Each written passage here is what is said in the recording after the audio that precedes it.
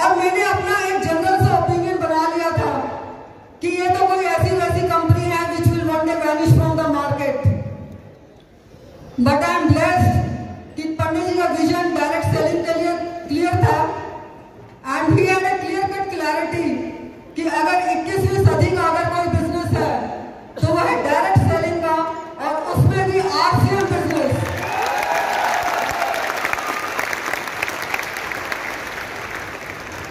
Because RCM business हमारे Indian rate culture और mentality के हिसाब से डिजाइन है एंड पंडित जी ने दीवानगी की हद से आरसीएम बिजनेस को बिल्ड किया, क्योंकि वे आरसीएम बिजनेस के कंसेप्ट से he was emotionally very attached.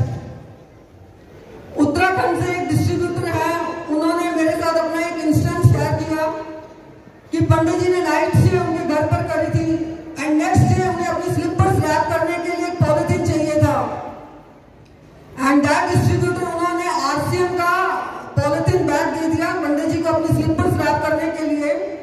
But पंडित जी ने रिफ्यूज कर दिया उस पॉलिथीन बैग में अपनी स्लीपर्स को रैप करने के लिए। पंडित जी की इस कदर इमोशनल रिस्पेक्ट थी इस आरसीएम पॉलिथीन बैग के लिए।